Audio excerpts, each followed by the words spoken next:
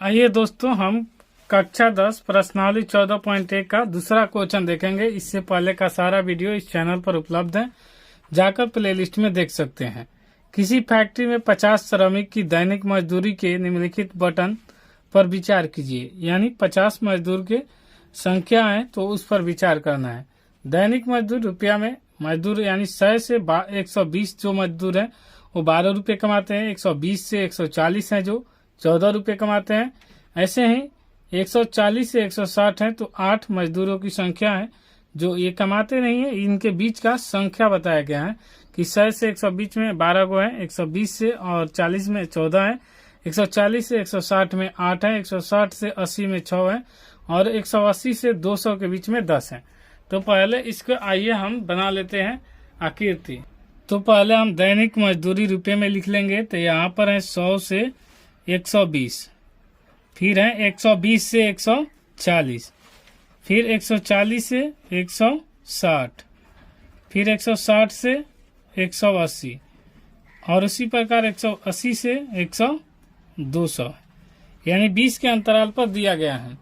अब श्रमिक की संख्या, तो श्रमिक की संख्या 100 120 के बीच में 12 गो श्रमिक है, 120 से 140 में 14 श्रमिक है और 140 से 160 में 8 श्रमिक है, 160 से 180 में 6 श्रमिक है और यहाँ पर हो जाएगा 180 से 200 के बीच में 10 श्रमिक है।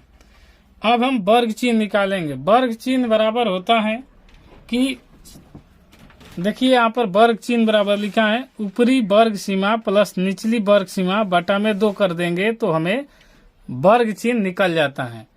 यहाँ पर वर्ग चिन्ह पहला का निकाल कर आपको दिखाते हैं। ऊपरी सीमा और निचली सीमा बटा में 2 करेंगे तो 100 यानी ऊपरी सीमा 120 है, प्लस में 100 है और बटा में 2 हो जाएगा। तो 120 और प्लस 100 करेंगे तो जोड़ने पर आ जाएगा 220, बटा में 2 करेंगे तो भाग देने पर 2 से आ जाएगा तो ये हो जाएगा 110। यही वर्ग चिन्ह निकाला जाता है जिसे x से सूचित करते हैं वर्ग चिन्ह को और x का मान आ जाता है। तो ये पहला का निकाल दिए तो यहाँ पर आप लिख सकते हैं। यहाँ पर क्या आया तो आया 110, तो यहाँ पर 110 को लिख लेंगे और 20 का अंतराल है तो हमेशा इससे 20 ज्यादा आएगा क्योंकि ये दोनों के बीच का अंतर 20 है, इसका भी अंतर 20 है तो हमेशा 20 ही आएगा। 140 और 120 को जोड़ेंगे तो उसी प्रकार सब जोड़ेंगे तो यहाँ पर हो जाएगा 260 और भाग देंगे तो 2 आएगा 130, तो यहाँ पर 130 लिखेंगे। फिर इसी प्रकार इसमें 20 जोड़ेंगे तो 150 और यहाँ पर जोड़ेंगे तो 20 तो 170 और यहाँ पर जोड़ेंगे 20 तो 190। अब इनको यहाँ पर लिखा है कि f गुने x।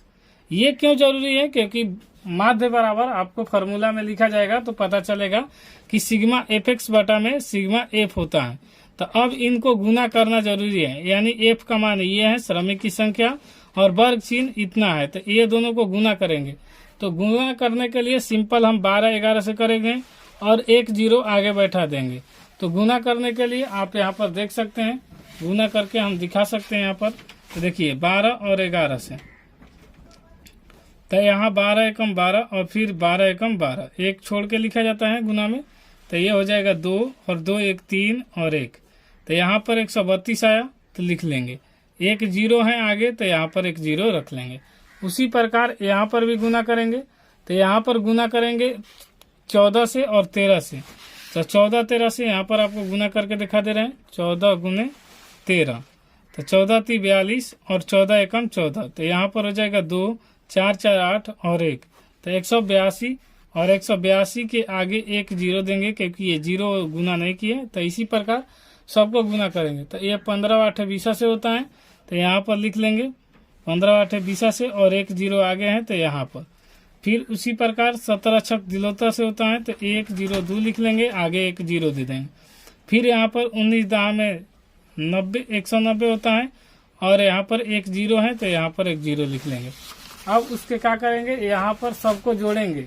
कौन कौन जोड़ेंगे तो ये f 116 और यहाँ पर f होला, तो इसको तो जोड़ के बताया ही है, क्वेश्चन में ही बता दिया है कितना है तो 50।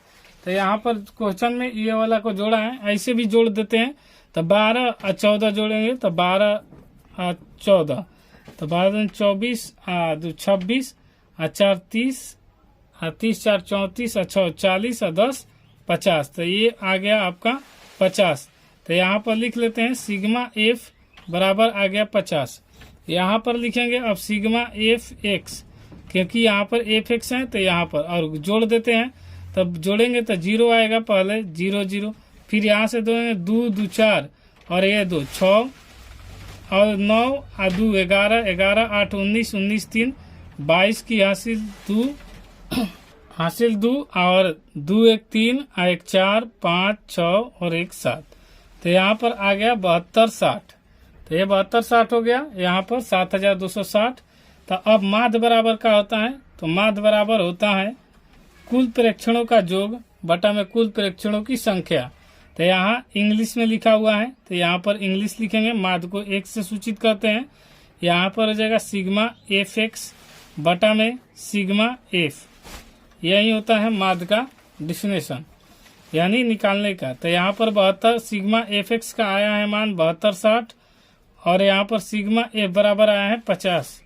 तो यहाँ पर लिख देंगे 50 और इसको कटाएंगे तो 1 0 से 1 0 कटा देंगे, फिर 5 से भागा देंगे। तो यहाँ पर 5 से भागा देंगे तो 5 एकम 5, फिर आ जाएगा 2 तो 5 चौका 20 और 20 तो 2 50 25 और 1 तो पॉइंट देंगे तो यानी 0 तो 5 दूनी 10, यानी इतना आ जाएगा। और अपने मन से 1 0 दे देंगे क्योंकि 0 इसमें अच्छा लगने के लिए। पॉइंट के बाद अगर संख्या है उसके बाद 0 है तो 0 का कोई वैल्यू नहीं होता है। तो इसका आंसर हो जाएगा आपका माध्य बराबर 145.20। तो अतः लिख लेंगे कि श्रमिक के माध्य दैनिक मजदूरी, श्रमिक के माध्य दैनिक मजदूरी बराबर दैनिक मजदूरी